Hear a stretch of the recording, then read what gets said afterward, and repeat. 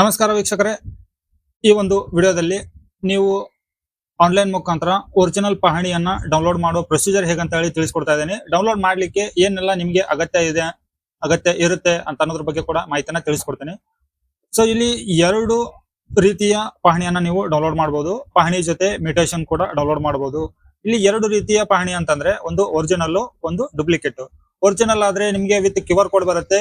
Duplicate ಆಯ್ತಂದ್ರೆ ರೆಫರೆನ್ಸ್ಗಾಗಿ ಮಾತ್ರ ಸಿಗುತ್ತೆ. ಸೊ ಇಲ್ಲಿ ನಾನು ನಿಮ್ಗೆ ಎರಡು ವೇದಿಂದ ಡೌನ್ಲೋಡ್ ಮಾಡೋ ಪ್ರೊಸೀಜರ್ ಅನ್ನ ತಿಳಿಸ್ತೇನೆ. ಅದಕ್ಕೂ ಮೊದಲು ನೀವು ಒರಿಜಿನಲ್ ಅನ್ನ ಡೌನ್ಲೋಡ್ ಮಾಡ್ಕೋಬೇಕು ಅಂತಂದ್ರೆ ಏನ್ ಮಾಡ್ಬೇಕು ಅಂತ ಅನ್ನೋದನ್ನ ತಿಳಿಸ್ಕೊಡ್ತೇನೆ. ಸೊ ಮೊದಲನೇದಾಗಿ ಈ ಒಂದು ಪೋರ್ಟಲ್ ಗೆ ಬಂದ್ಬಿಟ್ಟು ಇಲ್ಲಿ ಕ್ರಿಯೇಟ್ ಅಕೌಂಟ್ ಮೇಲೆ ಕ್ಲಿಕ್ ಮಾಡ್ಕೋಬೇಕಾಗತ್ತೆ. ಮೊದಲು ಈ ಒಂದು ಪೋರ್ಟಲ್ ನಲ್ಲಿ ನೀವು ರಿಜಿಸ್ಟ್ರೇಷನ್ ಮಾಡ್ಕೋಬೇಕಾಗತ್ತೆ. ರಿಜಿಸ್ಟ್ರೇಷನ್ ಮಾಡ್ಕೊಳ್ಳಿಕ್ಕೆ ಏನೆಲ್ಲ ಅಗತ್ಯ ಅನ್ನೋದನ್ನ ತಿಳ್ಕೊಳ್ಳಿ. ಸೊ ಇಲ್ಲಿ ನಿಮ್ಮ ಒಂದು ಆಧಾರ್ ಕಾರ್ಡ್ ಬೇಕಾಗತ್ತೆ, ಒಂದು ಇಮೇಲ್ ID ಬೇಕಾಗತ್ತೆ, ನಂತರ ಮೊಬೈಲ್ ನಂಬರ್ ಬೇಕಾಗತ್ತೆ.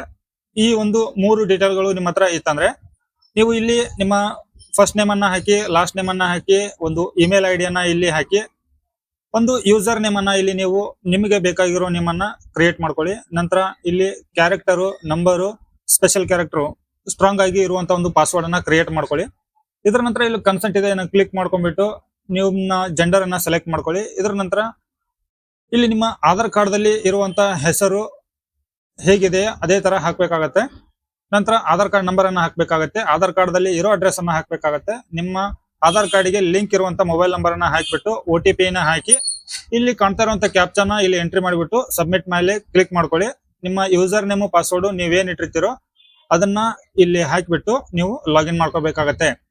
ಸೊ ಇದು ಫಸ್ಟ್ ಸ್ಟೆಪ್ ನಿಮ್ಮ ಪಹಣಿಯನ್ನ, ಒರಿಜಿನಲ್ ಪಹಣಿಯನ್ನ ಡೌನ್ಲೋಡ್ ಮಾಡ್ಕೋಬೇಕು ಅಂತಂದ್ರೆ. ಸೊ ಇಲ್ಲಿ ನಾನು ಇವಾಗ ಒರಿಜಿನಲ್ ಪಹಣಿಯನ್ನ ಡೌನ್ಲೋಡ್ ಮಾಡ್ಕೋಬೇಕು ಅಂತಂದ್ರೆ ಯೂಸರ್ ನೇಮ್ ಪಾಸ್ವರ್ಡ್ ಅನ್ನ ಹಾಕಿ ಲಾಗಿನ್ ಆಗ್ತೇನೆ. ನೋಡಿ, ಯೂಸರ್ ನೇಮ್ ಪಾಸ್ವರ್ಡ್ ಕ್ಯಾಪ್ಚಾನ ಹಾಕಿಬಿಟ್ಟು ಲಾಗಿನ್ ಮೇಲೆ ಕ್ಲಿಕ್ ಮಾಡ್ತಾ ಇದ್ದೇನೆ.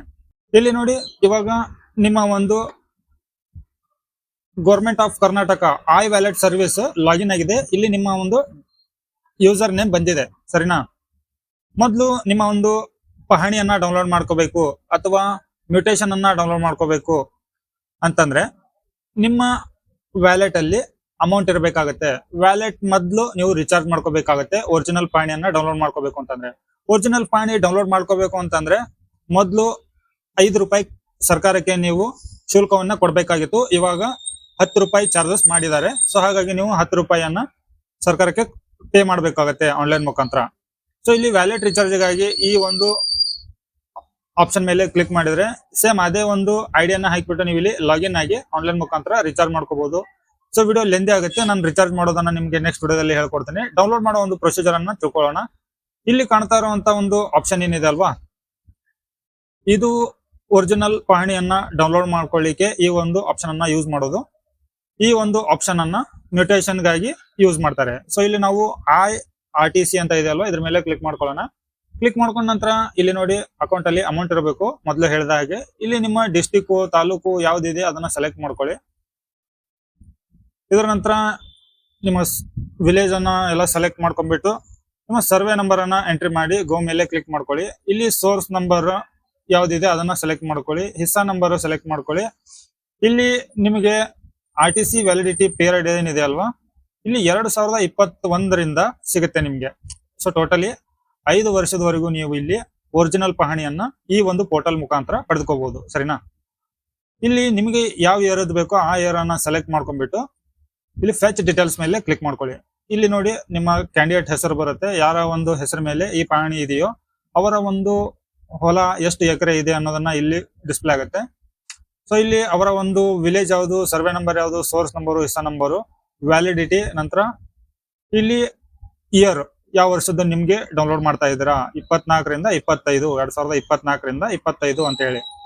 ಸೊ ಇಲ್ಲಿ ವ್ಯೂ RTC, ಸೊ ಇಲ್ಲಿ ವ್ಯೂ RTC ಅಂತ ಇದೆ. ವ್ಯೂ RTC ಮೇಲೆ ಕ್ಲಿಕ್ ಮಾಡಿದ್ರೆ ಇದು ವ್ಯೂ ಆಗುತ್ತೆ. ಇದನ್ನ ನಿಮ್ಗೆ ಪ್ರಿಂಟ್ ತೆಗಿಲಿಕ್ಕೆ ಬರೋದಿಲ್ಲ. ಇದು RTC ವ್ಯೂ ಓನ್ಲಿ ಅಂತ ಹೇಳಿ ಈ ತರ ಬಂತಂದ್ರೆ ಇದು ರೆಫರೆನ್ಸ್ ಮಾತ್ರ ನೀವು ಓದ್ಕೋಬಹುದು. ಇದು ನಿಮ್ಮದೇ ಹೌದಲ್ಲ ಅಂತ ಅನ್ನೋದಕ್ಕೆ ಮಾತ್ರ ಇದು ವ್ಯೂ ಮಾಡಿ ನೋಡ್ಬೋದು. QR ಕೋಡ್ ಇರುತ್ತೆ, ಆದ್ರೆ ಇದು ಒರಿಜಿನಲ್ ಅಲ್ಲ.